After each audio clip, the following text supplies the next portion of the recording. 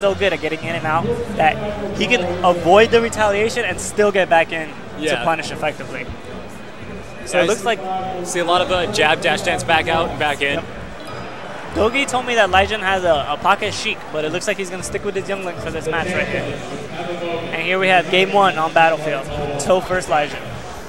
All right, Toph is actually a pretty solid Fox. Yeah, definitely. Quite good, quite good. He did really good at ROM. He came to the East Coast for ROM back in November. And he's hoping to have a repeat performance, I guess, and do well here at Apex. All right, nice nair to get out of that. Great pressure. Nice edge guard.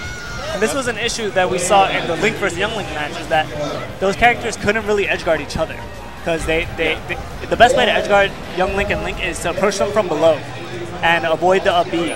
And Fox is so great from below because he has double jump back air, double jump shine, and his jump is so fast that he can re-grab the ledge before Young Link even hits him. So yeah, it's a tricky thing edge guarding these two characters. Like with Young Link, you can wait until they come up over the ledge, because what a lot of Links and Young Links like to do is come up over the edge because they've got that hitbox coming out in front of them. Yeah. And it makes them feel safe, and it does give them a measure of safety. But you just wait for the ending lag and then come down with the back air with Fox, and that usually ends it. And it's really not that hard to pull off. Yeah.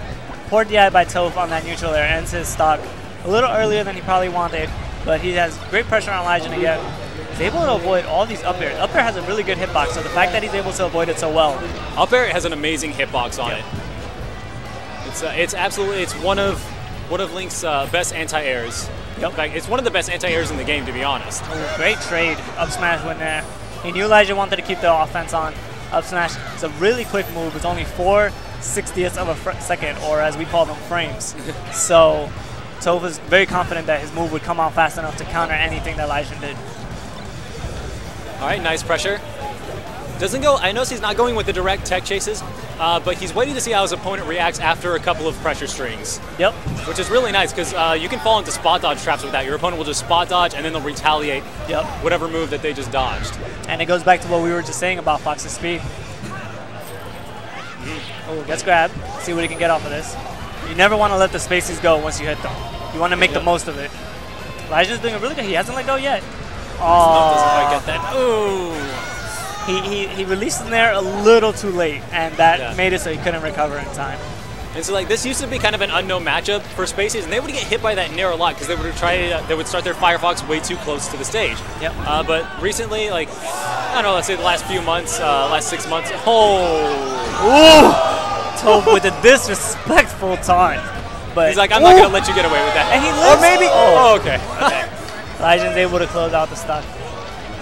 I think Toph wanted the freedom to play a little more aggressive, so he's like, just take my stock already, bro. Like, I don't want to be at 160% because I spent too much time recovering. I love seeing an aggressive Fox. I absolutely love it because there's so many Foxes that are very campy. Yep. They're just all about zoning. Definitely. There it is. Nice neutral air. Fox is still there. It is. Nice down air. I want to see Leijun fish for a down smash. It's a really risky move, but if he can catch Fox in an approach, he can finish off this stock relatively quickly without having to do too much edge guard work. Like, Toph is being very, very jumpy right now, so I think what Leijun is primarily thinking about is getting a nair in there. Yep, definitely. And it's going to do up air seals the match.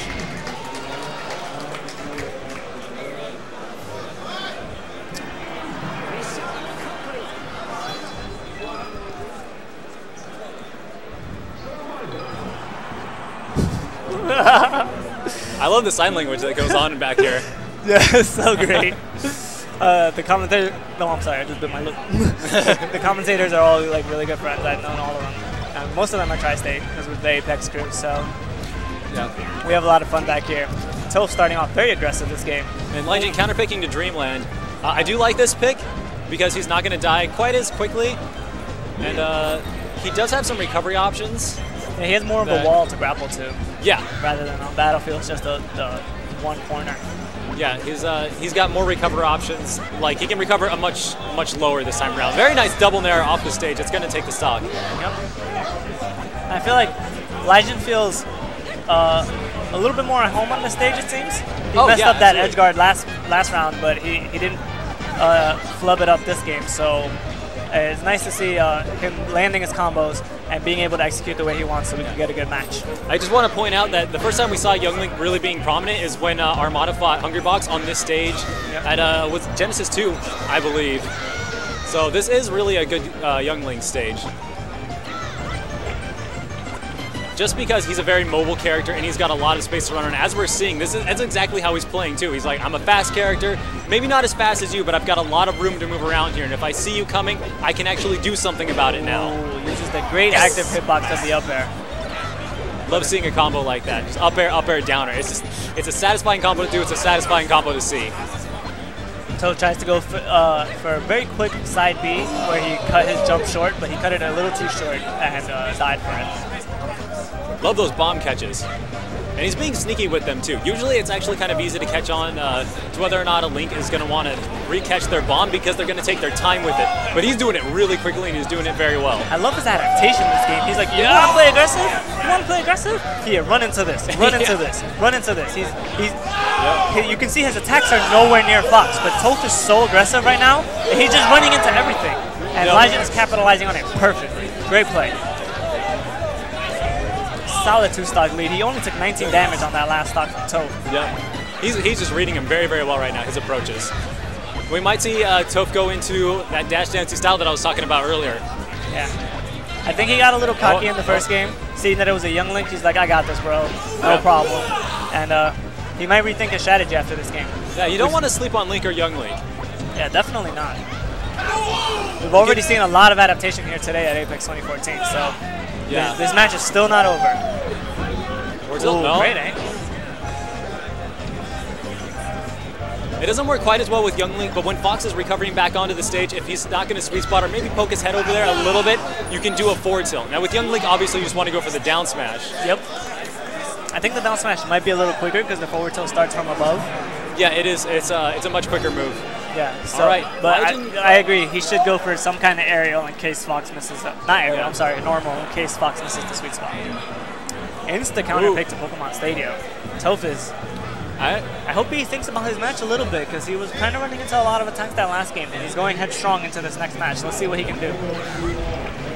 I mean, it's pretty easy to see what his mistakes were in that match. What caused him to lose the match was just that he was very, very aggressive. Yeah. And like this stage, it's bigger, not necessarily bigger than Dreamland, but it doesn't have as much vertical space for Legion to run around on, and that's really key. The removal of the top platform kind of isolates Legion to a specific side, and if Toph can zero in on him, he might be able to do some real damage. Toph seems to be having a hard time dealing with these bombs. Out of those 93 damage that he's taken, at least it's been at least 4 or 5 bombs so far already in this game. Legion is doing a great job of sucking them and catching them. Nice, really nice mind games right there. Comes out with a bomb, drops it, and then goes in for a nair. I love it. All right, so something interesting to note about Young Link is that he's a tumbling character. If Fox hits him with a shine, it has the same effect as it would on a space animal. He tumbles. He cannot wave shine Link. Young Link. That's very important in this matchup because when Fox fights the older version, he gets a lot of mileage out of being able to wave shine and combo into up smash for kills. So Fox has to not only get the hits, but then he has to keep the hits going. And that's a really good way of keeping the hits going, is not using the shine, just comboing aerial into aerial. Yeah, just using the nair plane, getting that thing up to full speed. Ooh, misses with a boomerang. Doesn't DI that neutral air, but he survives. Really nice. He chose the safe option there. He said, I don't really want to time the down smash, so what I'm going to do is shield and then nair out of shield. Yep, great play by Legion so far. Toph has a slight percent lead and now a stock lead. So let's see if Legion can close this gap. Both players on tournament life now. So this is their last match of the tournament. Somebody's going home. And Toph came a long way. He did. Great pressure from Toph. You know, that can serve as extra motivation. It's like, hey, I traveled, you know, across the country, across the world to get to this tournament. I am not going to lose right now. And you can see Toph is playing a tad bit more conservative this game. There are some lasers, there's some running and shielding. He's not just going crazy with the attacks anymore. Yeah. And it's really proving to be effective this game. Yeah, I saw right there, Toph actually started catching on to the throw a bomb, catch a bomb, throw it again. Tactic that Legion's been using. He wave dash back or dash dance back or something like that to get into a punish, but Lijin covered it with a nair. Toph is doing a great job with double lasers. You don't really see a lot of foxes employ double laser because it's so technically demanding on your hands. Yeah. But Toph has no problem taking his lead with his double lasers. All right, so Lijin is taking a moment to collect his thoughts here. 3. Ooh, nice combo off a bomb. Says, all right, dude's not gonna work on you, I'll do 3. We talked about in Legend's earlier match how the bomb is such a great tool because it's multi-hit. It allows him to, it gives him a big window of opportunity to follow up if the bomb lands on his opponent. So that's how you saw he comboed into that neutral air just now, and it's been a great tool for him this whole set. All right, nice recovery there. Trying to get a little fancy.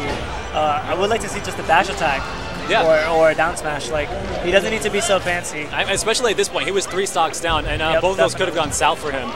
Yep, really quickly. Great back air by Toph. Ooh, gets hit by a bomb. Can Lijin capitalize? Toph starting to read. Okay. Great match by Lijin. Great showing by Lijin today.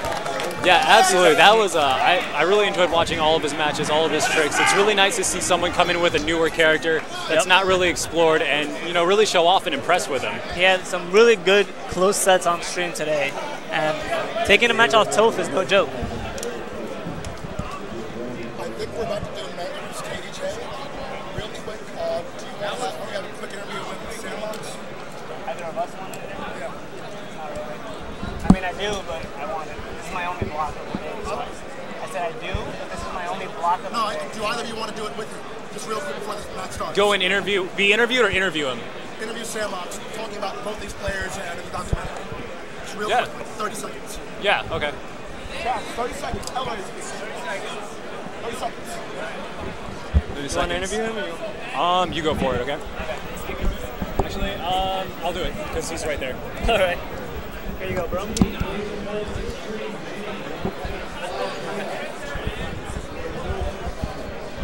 All right, what's up, my man? All right, what's up, Samox? It's good to be here. It's an awesome event here, huh? Yeah, it's amazing. I'm really excited, actually, for the upcoming, I guess there's, we got KDJ versus Mango coming up here. Yep, KDJ, who was featured in the documentary. That's right, that's right. Yeah, I've been getting people coming up to me and talking about it and stuff, and sharing their favorite episodes and stuff since I've been here. It's amazing seeing everybody out. And yeah, there's been so many new players since the documentary. I mean, I've gone to like 5 or 6 tournaments since it came out, and in every single one, someone has come up to me and said, I wasn't really playing before, but ever since I saw that documentary, I've been really wanting to pick this game up. Yeah, it just makes me, that's exactly what I wanted to have happen with it. So I'm very happy to be here and be around with the hype and stuff. So yeah, it's really cool. So yeah, it's awesome. So like, what does the documentary show, like, specifically? Oh, well, I mean, if you haven't seen it already, it's, it's a documentary kind of covering the entire history of the Melee community up to now. Well, sort of up through EVO, I guess. So, kind of going into in-depth with 7 of these, the greatest players of all time, Mango and KDJ included. And kind of explores their various rises and falls and kind of the interactions between them. So. Yeah, and it kind of shows the Smash community and just how they are kind of outside of playing the game as well. Exactly. I feel like even if you haven't played Melee or Smash at all, if you just like competitive gaming or gaming in general, I think it's something you can connect to. Yeah, I think it's definitely something everyone should check out if they're into competitive gaming at all, or heck, even if you just kind of like Smash Brothers, I think you should check it out. Absolutely. Well, I don't want to take up too much of your time. I know I'm just jumping in here to say hi, everybody, hi to the stream, and rock on. This, as always, is amazing being at Apex. All right, it was nice talking to you. Great talking to you, too. You have a good one. Too. Thanks.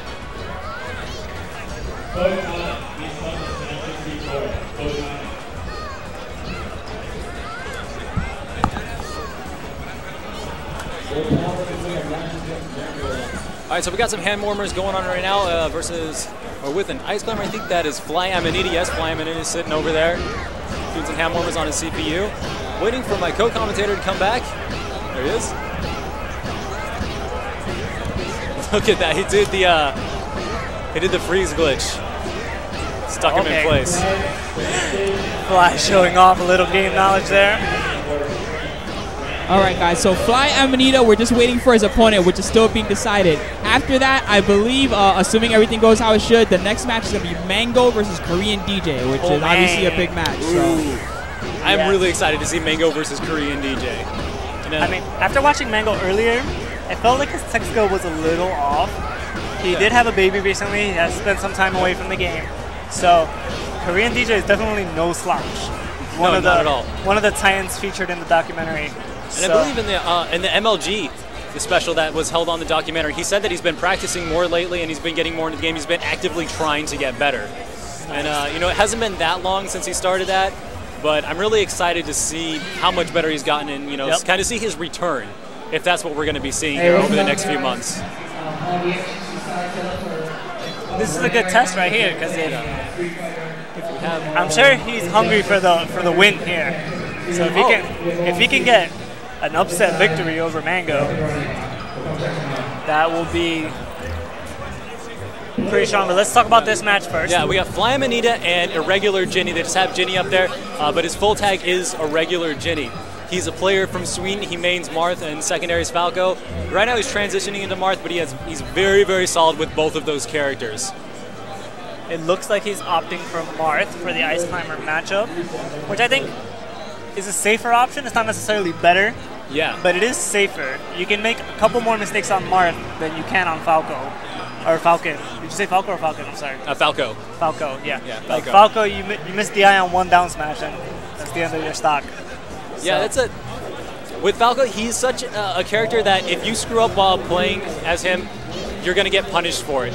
Because that's the entire thing about Falco, like we were talking about earlier. Getting on Falco and you don't get out. And people are just watching you very, very carefully for you to make that one mistake where they can get in on you and take away your stock.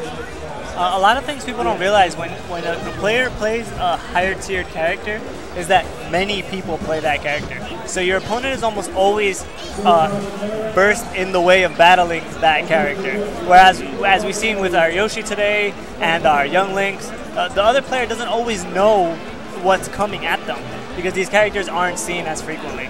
So, Marth, not necessarily a better option than Falco, but definitely a much safer option. Because I'm sure Fly knows the Falco matchup like crazy, having so many technical Falcos on the West Coast. There's so many Falco mains going around right now. There's so many of them, and they're all pretty proficient. Thank you. They're all pretty proficient, and it's kind of the thing today. Like 3 years ago, it was the metagame to be very technical with your character.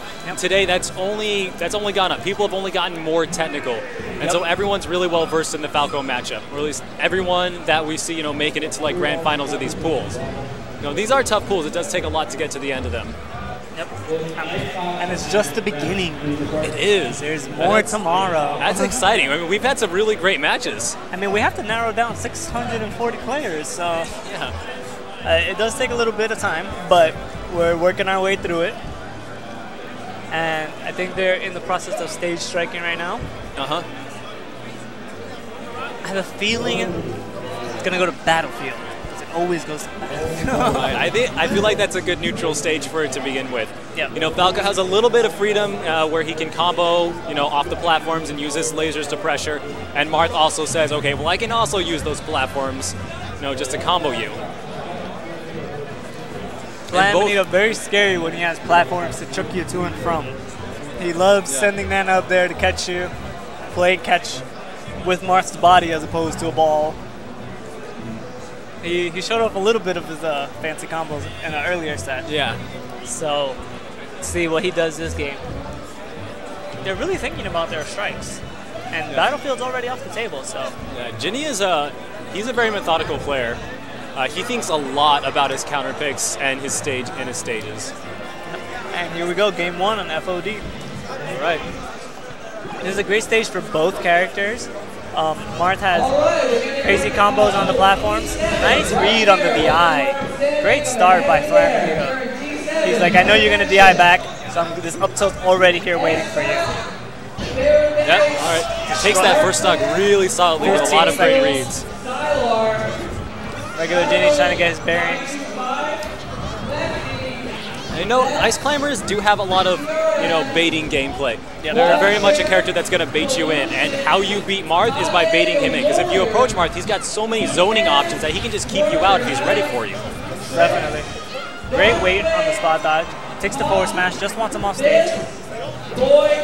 Oh, gets shield poke. That's one of the Ice Climbers' main weaknesses, that their shield doesn't really cover their whole body. So they do get shield poke pretty often. Fly down to solo Popo, or Sopo as we call him. Let's see if he can finish the stock. Yep, same edge guard as the first stock, and he's up 2 stocks. No problem on edge guarding that. Because Marth is one of those characters that does sometimes have to peek up over the ledge.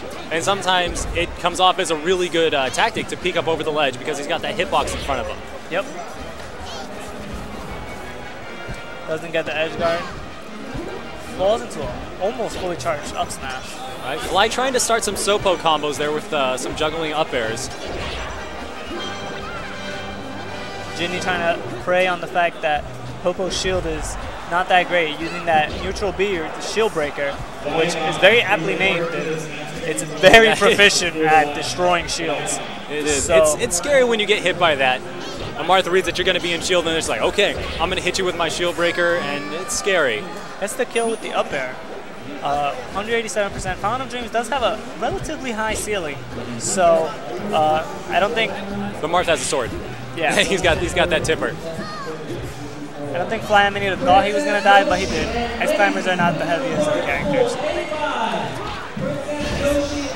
All right. Very nice tactic. Forces him to come back onto the stage. Really quickly comes back on and goes for the down smash. Oh, wow. Oh, man. Fly has such a mastery of these characters. It's so impressive to watch. Yeah. He's probably, he's like one of my top Ice Climbers to watch. Just if I say I want to learn about this character and see its ins and outs and see some cool stuff, I'm gonna go onto YouTube and watch Fly. All right, I think Jinny needs to be a little safer around the edge. Mix in a couple more air dodges on his recovery. Just change it up a little, because he died 3 times with ledge hog into down smash. 3 times out of 4 stocks. So even if you just make Fly Amanita do something else, just the fact that he has to think about what he's doing rather than repeating the same sequence of attacks, or even better, change their character completely, and then you have a totally different recovery. Yeah, here we go. I don't know, this recovery, it seems maybe a little bit safer depending on where he recovers from.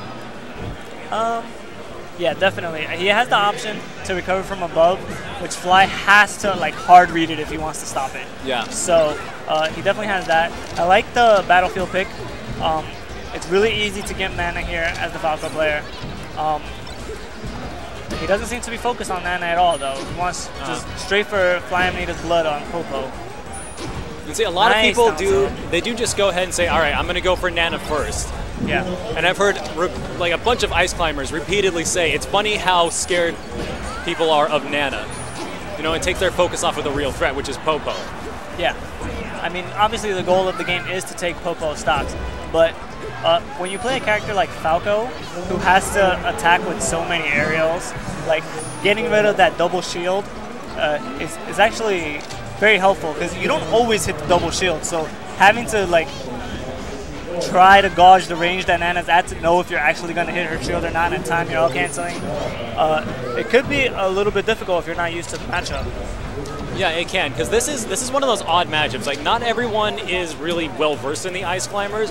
They're a pretty common player, but they're no spacies. Yeah, not everyone's going to be an expert in this matchup like they are against Fox or Sheik. Yep.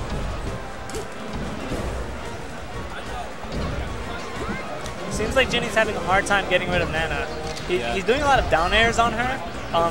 It's usually better to just go for a nair or a back air. Just get her off stage, because her jump is really predictable. So if you can just get her jump and then just kick her again, she's dead every time. So if even with Nana has a hidden percent that we cannot see, but it does go up the more he hits her. So she was around 70 to 80-ish when he was down airing her on the platform. He could have easily back aired her and got her off stage. Yeah, that's something you have to keep in mind. Because once again, I mean, that's something that I didn't know. This is not a common matchup. Jinny might not know that either. Yep. Fly gets a pretty efficient edge guard to take that second stock off of Ginny. He's doing some safe aerial shines on the shield right there, hoping to catch him. That's one of Spacey's most important tools in this matchup, is just shining and then jumping away. Yeah. Because all you want to do is hit one of them. If you hit one of them, you can almost guaranteed kill the other every time. So, well, kill Nana every time. You don't always get the kill on Poco. Great couch cancel there. Can you get the kill? Oh, Nana with a Blizzard freezes. Nana's going to disappear anyway. Ooh, great combo by Fly. Ooh, great edge guard. Ginny was getting a lot of mileage out of that side B onto the stage, but his Fly was trying to cover the edge option, but that time he waited patiently on stage and was able to punish it. Alright, can you Nice wrap this head up? chasing. Oh, he tried to go for the forward smash, but grabs do have priorities over the attacks. So since the grab was already out, it was able to stop Falco's. All right, very nice. He had them separated for a second. He's got them separated again. Oh, he should have downed their Nana right there. Ooh, tries to get a dumpster in. Yeah, that's the angle I was talking about. That's really hard for the Ice Hammers to deal with, but it doesn't look like Falco's going to make it back this time. But just like that, Fly Amanita takes the game. So that was Winners Finals. Ginny made it all the way to Winners Finals. It was cool. He has one more shot in Losers Finals before he has to go home. He's a very solid player. I want to know who he's going to be playing in Losers Finals. From watching that set, it seemed like he didn't know the matchup, but he adapted pretty well on the Falco. So, you know, he might be able to go back to his corner with his friends, you know, talk about what he did wrong. And maybe if he fights Fly Amanita later on in the bracket, he'll have a better chance. That's one of his strong points, is adapting. He does sit back and think about what he can and can't do in the matchup and what mistakes he made. But right now we've got Mango and Korean DJ sitting down to play. Oh boy. We've talked this up so much. We even had Samex come and talk to you guys a little bit about it. Shout outs to Samex. Shout outs to Samex, shout outs to the Smash Brothers documentary. Highly recommend that anyone that's interested in Smash Brothers or competitive gaming in general to check that out. Yep. Mango is going with his Falco here today. Korean DJ is playing Marth. Have you ever noticed that Mango does a lot of Falco early on in the bracket, and then he starts switching to Fox later? Yeah. This is a 3-day tournament, so Mango might be trying to have a little bit of fun off screen. So he probably wants to play Falco because it's less technically demanding. The character is not as fast. So he just has to be a little bit more on point with his combos because the follow-ups aren't as automatic.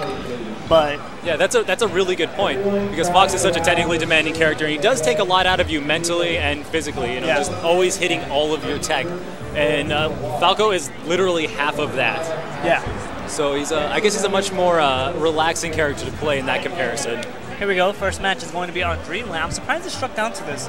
The stage tends to be considered notoriously bad for Marth in the Falco Marth matchup. Especially in this matchup. Yeah, so but here we go. Korean DJ, a veteran of the game, so definitely not scared of the stage in the least. He knows the way he has to adjust his combos and his offense to suit the stage. Mango with a flubbed laser there. Korean DJ just didn't get in there in time to punish it though. Nice movement by Korean DJ, but Mango is just following him perfectly. Ooh, forward smash. Smash.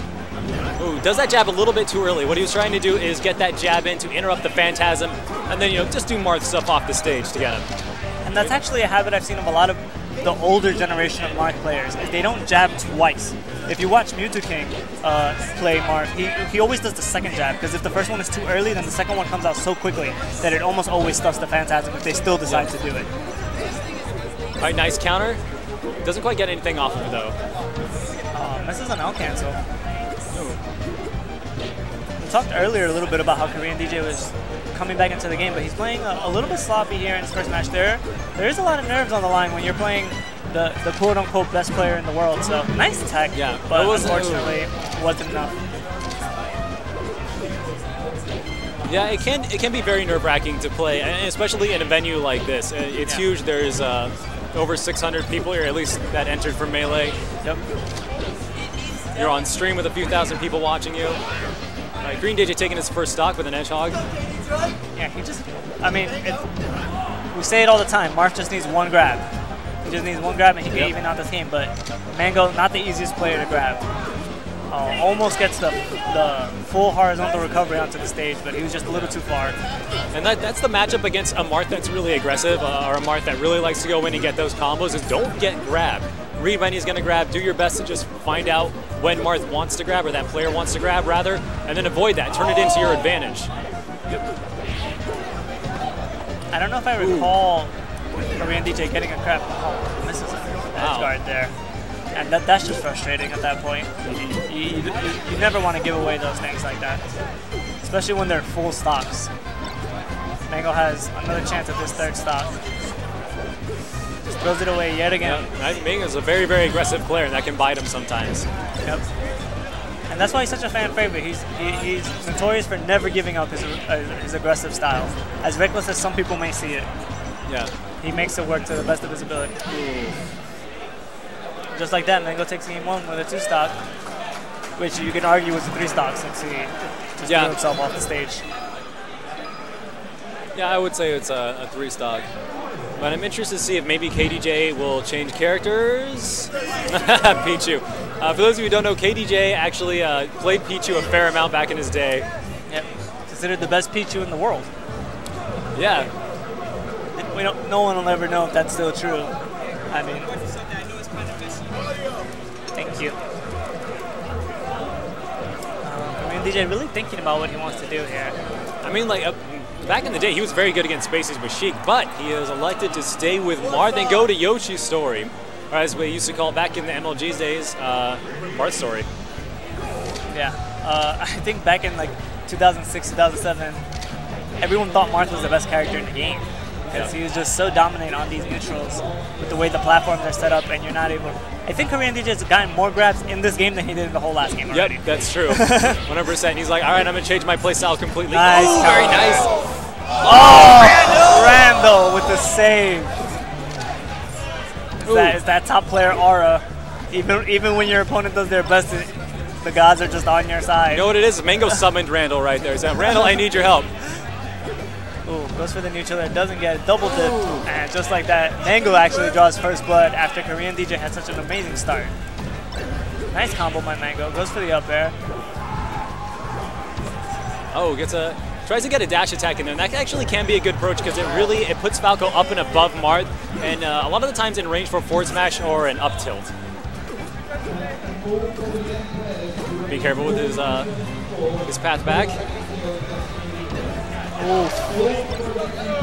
Right there, Mango did such a smart play right there. He knew Korean DJ would try to DI whatever hit he did, and usually when you DI, you hold up and towards the stage. So he just waited for the DI to kick in, it didn't actually hit him, and that forced Korean DJ's second jump, and then he just got down there out of his second jump. Great follow. All right, there's that dash attack forward smash and the back air. Much closer game than last game. Korean DJ is doing a lot of work in this game. Great use of the counter so far. Oh, it's a little cocky there. We're kind of seeing a download complete kind of a situation going on right now. Yep. Although Mango's changing his software up as we speak. And, I mean, just as we were praising how great his usage of counter has been, he's starting to get a little too happy with it, and Mango is starting to sniff them out. All right, gets the one grab. Nice back air. Randall. That's going to be sucked. Korean DJ being the underdog in this game definitely has the crowd behind him.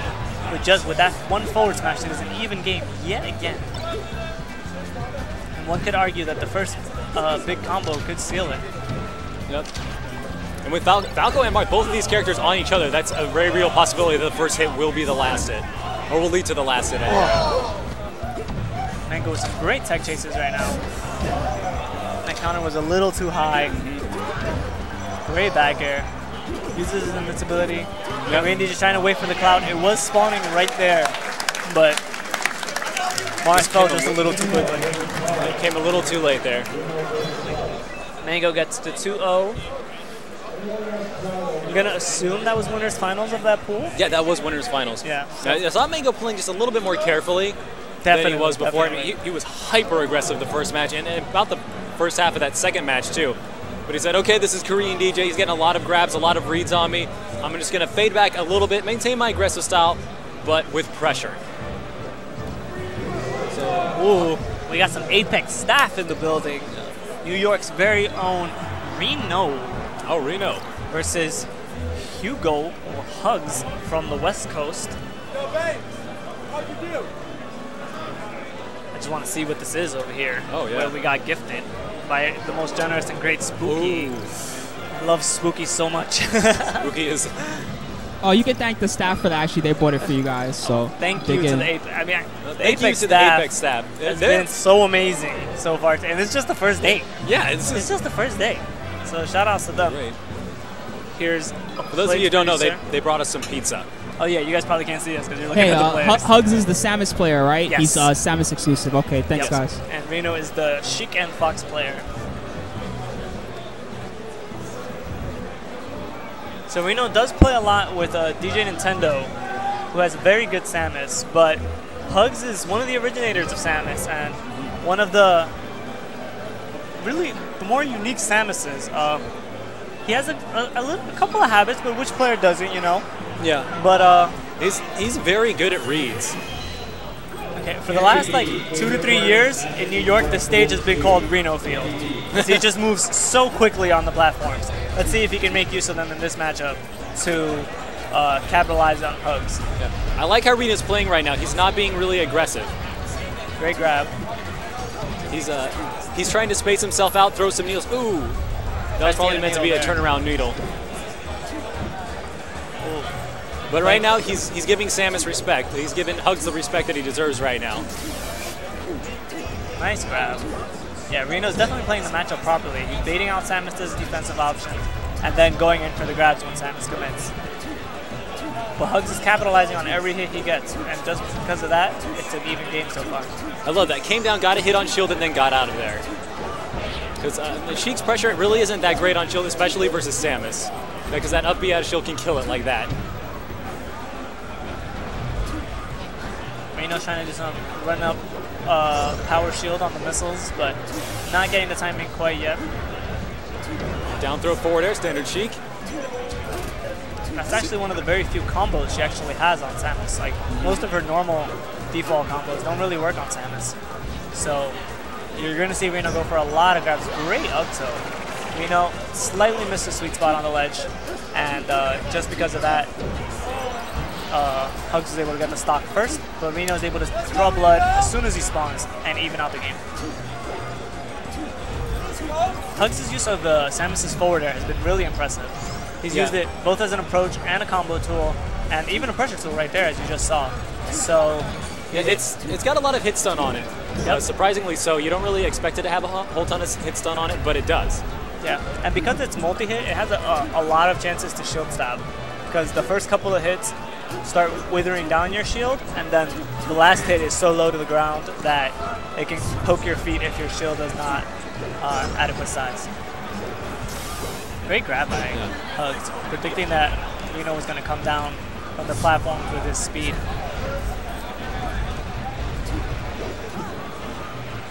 Reno really... Ooh. Hugs went first. Super read there. Yeah, Reno was really trying to put on the pressure right there.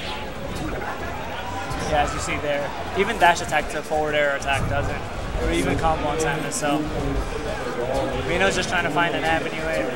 Because Hugs is not giving him the grabs. Oh, Hugs tries to take the ledge from Sheik, which is a very effective way of edge guarding her. Because her up B has a sufficient amount of lag, so if you can get her to land on the stage, you can almost always just get up with her and then punish her.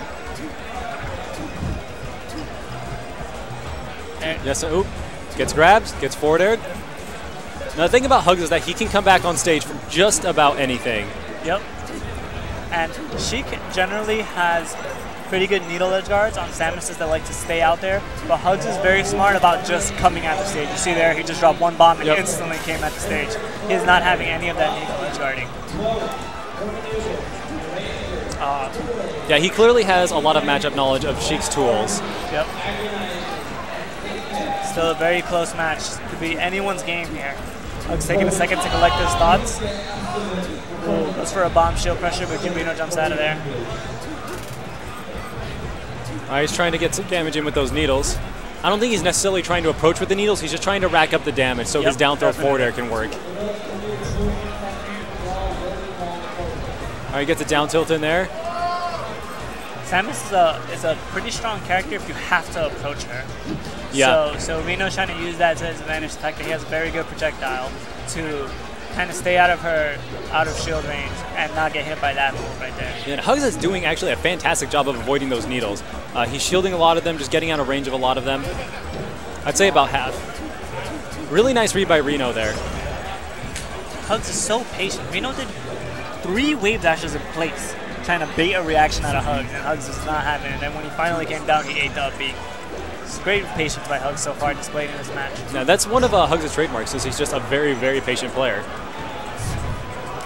Oh, I thought he was going to go for the down smash. Yeah, I was sure that was going to be a down smash right there, but he's going to get that stock anyway from the Nair.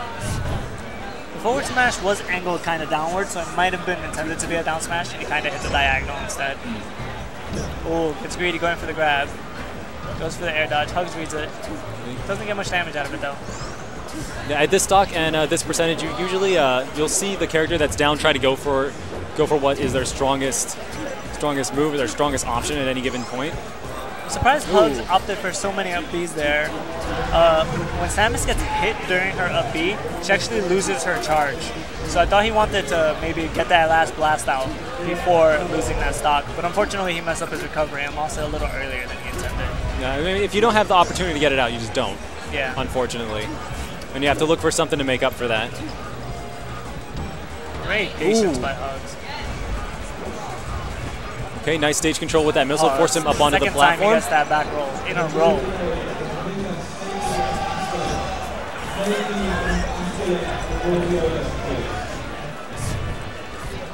Great recovery by Reno. He faked that he was going to the platform to make Hugs jump, and then was able to land on the stage safely. Hugs gets the throw and the back air, and Hugs clutches it out. Great play by Hugs. Can you hand me a napkin? Oh, sorry. That's okay. I have like all of them in my lap. There we go.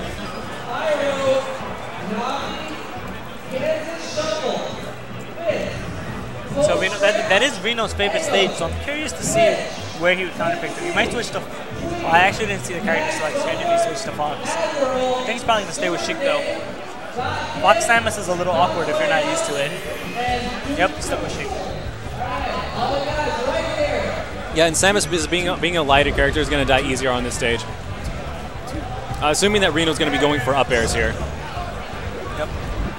Hugs is very experienced in the matchup, so he's probably not going to get hit by down throw up air. He's probably going to DI away and make sure he has to take the fair instead. Yeah, he'll have to sneak it in there somehow. Yep. Maybe if he can punish a missed up B that lands on the top platform. And speaking of platforms, both these characters have up tilts that can go straight through the platform. Yeah. You catch somebody that's hanging out up there. Oh, nice nair. Just jumping nair right there.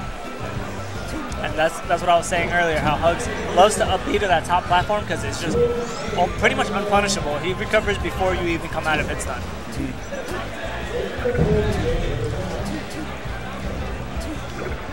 That's one of great. See, the up air you were talking about. That sneaky up air. I was gonna say that's one of Samus's main ways of getting back on the stage when she's off stage is double jumping in with a forward air. The fire is like a really great defensive tool just to make sure she can land on the stage safely. Let's see if Reno can exploit that going further into this set, or if he's just gonna decide to respect it. And I think what he's how he's trying to get that up air in is by doing like an option. You know, saying I missed this option, but I'm going to go with this option next. And it just covers Hugs coming down. Yep. Ooh, see? Great up tilt by Hugs. Reno's trying to play patient. He has the percent lead. He's just trying to space out Hugs. Tried to punish the roll with a down smash, but didn't get it. Samus was a little too invincible on her roll. And now he's going to get edge guarded. He's going to go for an air dodge. There he goes. Hugs just couldn't get up there fast enough. His character doesn't really have the fastest vertical mobility. Reno's just trying to get back on the stage at this point. He's taking about 60% without being able to land successfully. Hugs goes for kind of a risky edge guard and gives Reno a chance, but Reno jumps on. Oh, gets a surprise fair. Grapple, nice Oh, tech. really nice tech, and then reacting to that tech, he went ahead and hogged the edge anyway. Yeah, that was a great play by Reno.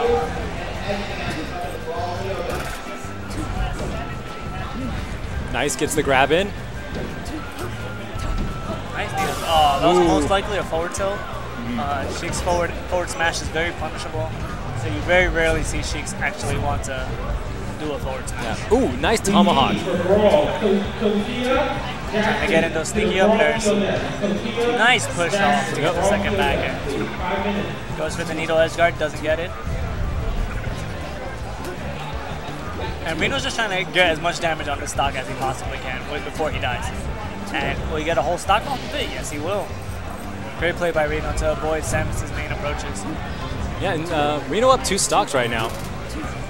And it seems like the stage switch, even though Reno is faster on Battlefield, it's actually helped him that he doesn't have the platforms to fall off of because he's not running into as many attacks. Like, he's not so eager to be fast that it's actually helping him play more patient and more safe so that Hugs can't capitalize as well.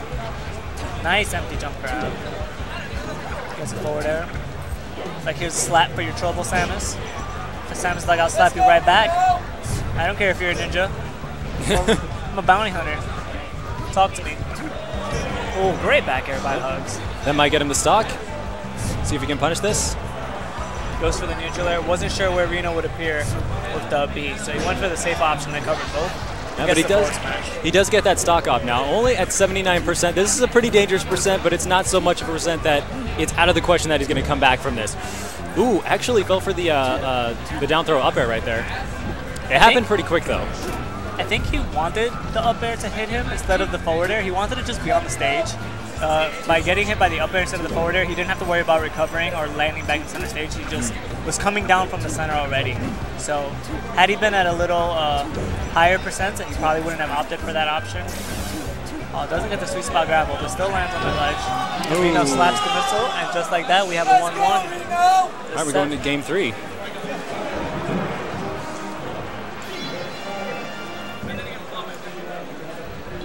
Hug seemed kind of at a loss for an answer to stop the platform camping. He was getting his hits here and there and capitalizing really well on the edge guards, but he wasn't really like winning the neutral game. Reno was kind of dominating it the whole time. It was still a close game in the end, kind of. But he did start to come back a little bit. Yeah. I feel like that one edge guard that he missed where Reno didn't land on the platform kind of got in his head, and he's kind of trying to play a little more conservative on his edge guards, and he's not finishing Reno's stocks as fast as he should. Great, gets them big charge blast from the start. Yeah, and when you're behind, people like to play a little bit more conservatively, a little bit more safely. But if you want to get back ahead, if you want to get that comeback, you kind of have to play all out. Yep. You just want to have to go for the option that says, I know this is going to kill. Maybe this not. This, Hugs tried to go for the super destruction combo of the Dynasty, but wasn't able to get it. Gets 0-83 on Sheik though. Trying to get around these needles. It's really hard for slower characters to get around the needles. They move very quickly and they're kind of hard to see. Gets a nice nair. Sheik on the ledge. Samus is kind of a slow character, but she does have that wave dash mobility. Ooh, Yeah, nice forward smash read. That's something you see Samus do a lot. If someone's coming down from above them, they'll do that forward smash. It's got a pretty big hitbox. Yep. And if it trades, they usually come out ahead. Because Samus has a pretty good weight to her. Yeah, although a lot of didn't times, DI that forward air at all and just died just now. Yeah, a lot of times forward smash is the best option. It's also the safest option. So it's one of Samus's best moves. Samus is a character that heavily relies on spacing out her moves, because almost all her moves have some sort of lag attached to them, but when you space them so perfectly, combined with the Shield Sun, usually she can get away with using moves that otherwise would be punishable. I goes to that top platform. He's playing nice and safe. All right. Trying to bait him in with the charge fake. Ooh. Oh, if he had down air, down smash, it would have comboed because Reno was not expecting the down air. Yeah, he tried to read him to tech roll in the center of the stage, but that's not what happened. Good, that's the forward smash and air you were talking about just now. Hugs pulling it again and getting that stock off Reno. Oh, nice up tilt. Tried to go for it twice, but Reno's not having it. Hugs is so good at linking together moves that you wouldn't think would go together. Samus's aerials, they link together, but it's in such a way that you really have to sit down and figure it out. Yeah, you have to understand your character's in and outs. Now, ooh, doesn't even go for the grapple right there. I know a lot of Samuses would go for the grapple. Very nice. Hugs with the clutch headshot right in the turban. Sheik was like, oh. It's a rough end for one of our Apex. Oh, actually, that was winners finals, right? Okay, so Reno's not out of it yet. He is doubling as a TO here today, so he does have a little bit of TO, Johns. Yeah, that's tough to compete in a tournament, especially of this size and TO the tournament. Yeah, definitely. So Hugs makes it out of his pools and winners. Congratulations to him. He'll be back tomorrow for sure. Yeah. It looks like Bladewise is stepping up right now. It's a Peach player from Washington. Yeah, it's ESAM versus Bladewise. This is also winners finals of their pool. Nice. Okay, so gonna have a Samus versus a Peach right here. Very floaty. Was ESAM originally a Brawl player? I feel like I've heard that name before. I talked to him at the last Apex, and he did play Melee first. And the reason his tag is ESAM is because E-Samus. Oh, okay. So he's always made Samus. But if I recall right, he played Pikachu in Brawl. Yeah, that's where I knew him from. It was a Pikachu player. He was a well-known Pikachu player, but he beat Javi in pools last year at Apex. Really? Yeah, so he's a very solid player. He's very good. Now, Bladewise is from Washington. He's at the same region as Silent Wolf, and he plays with him a lot. Yeah, shoutouts to West Coast came in full force. I think we've had West Coast on the screen for like the last 10 sets. Yeah. They have been in winners finals of all their pools. They are doing an excellent job here at Apex 2014. So Peach versus Samus. You want to walk us through this matchup a little bit because it's a little bit of an awkward one. It is a very awkward matchup because they're both very floaty characters, and usually when someone goes up against one of these guys, they want to look for combos, just here and there, little pokes. And Samus is all about pokes, and Peach is actually a lot about pressure. And she can get on your shield and do a lot of pressure, but Samus can up-B out of that. But generally, it's going to be a lengthy matchup. Yeah. Both these characters have minimal-ish kill moves. Their kill moves are not the greatest, and it really requires that the other person either poorly DIs or has a lot of percent. So you're going to see these stocks last a really long time if either player doesn't mess up. So we're kind of in a war of attrition here for this matchup. Yeah, because the thing is, if you mess up, these characters are both, bait-oriented. That's how you play them. Or at least more so Samus and, to a degree, Peach, because Peach can't approach Samus that well. So that's doing an amazing job with these fair. That's like his 5th fair. He's just slapping her. He's like, stop it. No, stop it. All right, nice nair out of shield. Great out of pressure. Get me out of pressure option. Well, actually, I remember this Peach player now. I saw a video of him versus Hax at the Canadian tournament, and he was doing amazing versus Hax, Captain Falcon. Almost took him out. Hax did wind up winning that set, but he did so great. So yeah, Bladewise is definitely no slouch at all. Yeah, and I'm really not sure what kind of experience he has against Samus. Yeah. I want to say minimal experience because over in Washington, he's in Washington. Washington and Oregon don't really have strong Samus players. Yeah.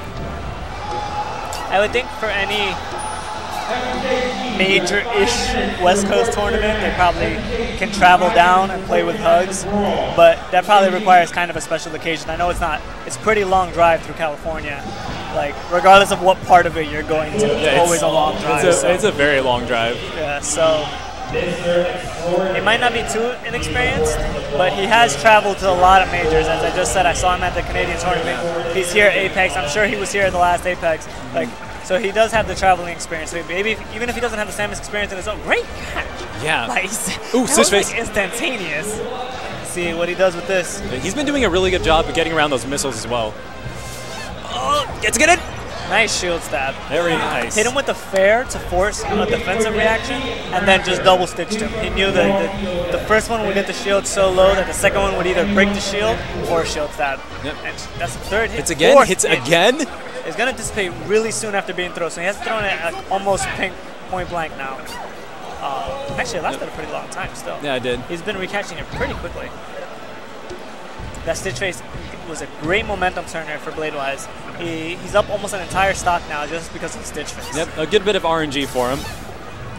Great DI on the turn up to get back on stage safely for Esam. He's going to have to play this slow and steady, Forward air. wins the race game now. It's going to be a hard matchup. Great interception of the grapple there by Bladewise. Yeah, that was awesome. Most players would have just said, okay, I'm going to wait for you to pop up after your grapple, and then I'm going to punish you. Yeah. But it actually is the safer option to go ahead and go for them while they're still in their grapple animation. Esam has some great pressure going on right now. Let's see if he can keep her from... unfortunately, he wasn't able to keep her from landing, and now Peach is back on stage in a comfortable position. Is that another? That is another. It is another. This is so unfortunate for Esam. Peach has a very slight chance of pulling out a Stitch Face turn-up whenever she pulls turn-ups on the ground, and the Stitch Face turn-up is, I want to say, as powerful as like a Falcon Punch. Like it's like 30-something%. I believe it gives you 32% damage. Yeah, and as you saw recently from his first kill, like look at the knockback on it. It's ridiculous. It's, Very if powerful. Peach is able to draw those successfully in a match, it gives her so much kill potential and completely changes the dynamic of the match because you have to completely focus on avoiding it. And unfortunately, Esam wasn't able to get out of the way. You see he's shaking his head. He's like, come on, 2 Stitch Faces? I mean, but that's the thing. When you play these floaty against floaty characters, Peach has a lot of time to pull turnips during the neutral game because Samus is just not fast enough to get over there and punish her. And even if she's close enough to punish, the punish is just not strong enough for the trade-off that of whether Peach gets the Stitch Face or not. So she's just going to keep plucking turnips out of the ground, just keep plucking them as you saw in that match. She probably pulled 20, 30 turnips that match. Oh yeah, he pulled a whole bunch. And she also has a chance of pulling up a bomb, which is pretty much the same effect as a Stitch Face. Yeah. And Beam Sword, which is not as good, but still very powerful and gives her a lot of kill potential. All right, so I thought this might happen. Esam chose this stage because it's very easy to just fill the stage with missiles with those platforms. Yep. Samus's short hop doesn't normally reach the top platform on the stage, but when you cast a missile, it changes her body's stance in a way that she lands on the platform. And whenever she lands while shooting a missile, it cancels all lag and gives her regular landing lag as if she was just landing from a jump. So she's able to act much sooner, and she's able to just drop and shoot another missile, as you've seen already at least 10 to 15 times in the last 30 seconds, and allows her to like pretty much missile barrage her way into the matchup. Trying to go for a really early air dodge there. It's a very good defensive tool. It can be a very good offensive tool too. It's really just kind of a tide turning tactic. It controls a lot of space, but characters aren't too worried about it. Most missiles can be canceled out with just regular attacks. Like you can just attack them and they explode and they don't do any damage to you. So it's really good. It's a really good pressure tool if your opponent is unfamiliar with how to deal with missiles. But Bladewise seems to be able to adjust just fine. That was a really nice fade back. He wanted to go for a back air there, but he saw the forward smash coming and faded back from it. All right, so traditionally we don't see people go over there ever. Yeah. I think Bladewise feels really confident. He's like, you picked your counter pick, you're using your strategy, and I'm still winning. Wow, what an early kill from the down smash. He caught him at the very top of the tree, so close to the short ceiling. And Bladewise, unfortunately, DI'd it poorly, actually. He DI'd to try to live, but it wound up just sending him further up, and it actually killed him. Esam is just trying to get some space, try to start his missile offense. That's his grappling under by the turnout. No, I notice he's not necessarily capitalizing, oh there we go, on Peach when she's in the air, because that's when she's most vulnerable. I mean, she does have her nair and her back air, but if you get directly under Peach, most up airs are going to just outright beat her down air. Yep. All right, nice pressure. Esam really wants to get this stock out of the way. He wants to put it on even ground so that at least his pressure is evening out the percents and potentially getting him back in the lead. Nice nair punish. Great combo. but unfortunately, a beat too far in, and Bladewise was able to follow it, and just like that, Bladewise retains his lead. Yeah, as you saw, forward smash, which is considered Samus's most useful kill move, wasn't even going to kill there at 120%, so it's very difficult for these characters to kill each other.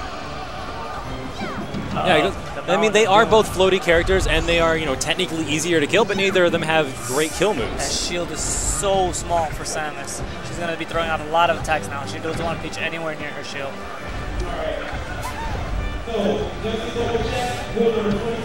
Very nice back air. Sam is actually taking control of this match now. Yeah, he's keeping him out with a lot of nairs right now. It's kind of reminiscent of the Toph and Elijah match, where Toph was just kind of approaching so often that he was just running into everything. That's what it seems like. It seems like Bladewise is trying too hard to get in on Samus, and Esam is just keeping all his nairs out, keeping his forward airs out, keeping his smash attacks out, and Bladewise just keeps running into them.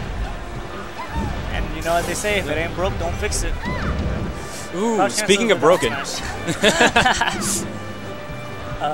Takes some pretty big damage, but not really any fear of dying anytime soon. He's going to get that stock off the top.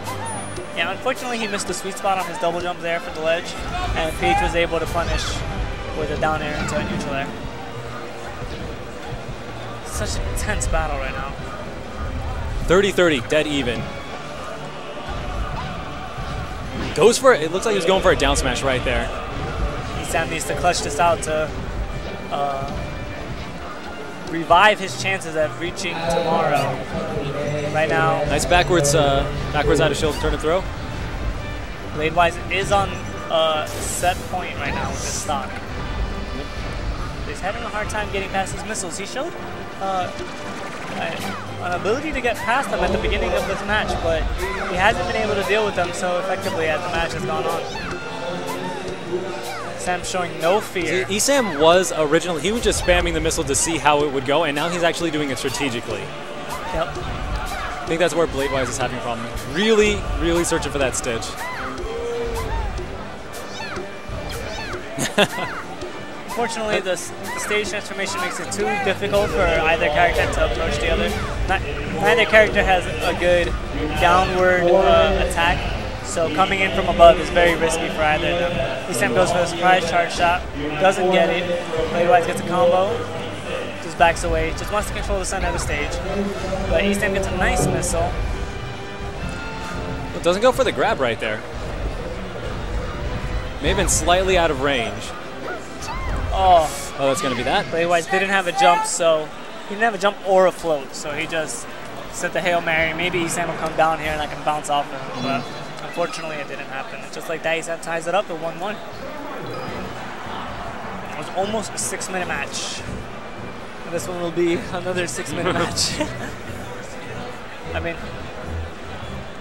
you just got to do what you got to do to win. You can't be reckless in your approach in these types of matchups. And so both players are trying to play as cautious as possible. I think Bladewise is trying to pick a stage where he won't get missiled as much, but it's hard. Samus can do it on every one of these stages except Dreamland, to varying degrees. Right, both players going for some early aggression. Esam starting up his missile assault.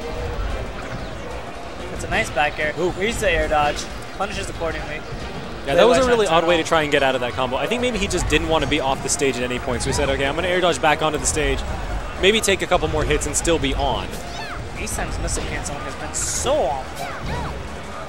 He's canceling even on like the top platform where most Samuses don't like jump up there and missile cancel.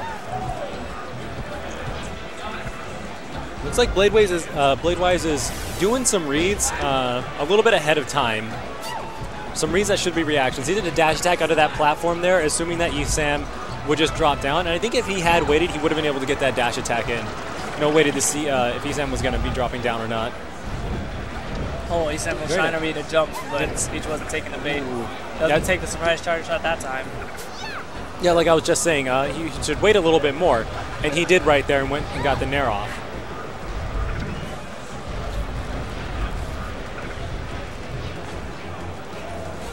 Sam has been a tad bit reckless with those nairs in front of Peach's shield. Bladewise is starting to sniff them out and is punishing accordingly with the shield grab. Nice DI by Isam on the down air, but doesn't get it the second time. Oh, dies in the very corner of the stage. That's when you know a player influenced his DI to the max. When he dies in the very, very corner of the stage, there's literally no other room where he can control his character to go. He went the max distance possible, but still unfortunately died. Trying to break that shield. Peach's shield is really small. Couldn't really do anything about that back air. Even if she had shielded, she would have got shield stabbed in her head because her shield was so small. Just like that, we have an even game again. Both these players are just grinding it out. They understand the trials of the matchup, and they're both doing their hardest to just keep the game even. You don't want to fall behind in a matchup like this. It's really hard to come back. Yeah, because both these characters are so good at camping. They're so good at just waiting you out. Oh! That was an unfortunate death for Isam. I think he wanted to refresh his invincibility with a double jump, but the turnip intercepted him, and just like that, Bladewise now has a one-stock lead that, barring any gimps, could lead to a comfortable victory if he is able to keep the pressure on Isam. And he is getting a pretty significant amount of percentage on him. That was a weird right now. grab. The turnip was like all the way at the back of the platform under him. He's like, no, I got this. I got a grapple, don't worry. It'll come to me. Ooh, very nice double missile right there. Cancels the missile out with a turnip. All right, Isam really trying to put the pressure on the shield and force Bladewise out of his shield so he can catch him. Maybe that's what he was meaning to do with the up tilt. Yeah, Samus's moves all cause a significant amount of shield decay, in which they deteriorate the opponent's shield very much. Yeah. But she really is good at shield pressure. But they're almost all very laggy. So Bladewise is sniffing out that he has enough shield strength to take a laggy attack and then punishing the laggy attack out of shield. So great play by Bladewise so far in that respect. All right, Bladewise got a little bit too aggressive right there when he came back and went over to the edge, and he's taken 54% because of it. 67? 0 to 67 right now. Oh, gets counterattack there. Still at the advantage. That should do it. No? Is able to survive. He has a bomb. Oh boy. Nice air dodge. And the nair? Nope. Ooh! Nice follow-up with the nair. Bladewise was ready for it, though. Bladewise's nair seals that stock on Isam, and just like that, he's back on match point. Oh, is that a stitch face? Yeah, he does have a stitchy. This is what gave him game one. Oh, just like that, 73% out of nowhere. He was waiting for Bladewise to move around and make. Great combo. Oh, that's good. Bladewise's stitch combos were really on point that game. Yeah. Unfortunately, Isam couldn't survive the onslaught of the stitch at any moment. Every time Bladewise got a stitch, he was able to capitalize fully with it, and it led to his victory. So some players might call that a little bit of RNG, but hey man, it's part of the game. Yeah, there's no use really in complaining about things that are part of the game because we can't change them. Yeah, definitely. If Peach pulls a stitch face, she pulls a stitch face. Ba-bomb, ba-bomb, beam sword. I mean, you have to know the weaknesses of the move. She loses all her ground normals. She can only use her air normal while she's floating. So you just have to, if you see her do that, that's when you put on the pressure. That's when you go for those laggy out tilts on her shield, because the only thing she could do is jump out of shield and throw the tournament, and you have enough time to block it. So, I mean, it's difficult to put on pressure with Samus in those types of situations. You're scared of the stitch, so you don't want to really just go balls to the wall. But in that situation, you have to go, all right, I need to force them to throw this stitch, and then I need to get out of the way of it. Yep. And a lot of Peaches, like Bladewise did, are going to go ahead and recatch the stitch, and you have to say, I need to survive this onslaught until this thing disappears. That's what that whole segment of the game is about. The great thing about Peach's offense when she does have a stitch is that float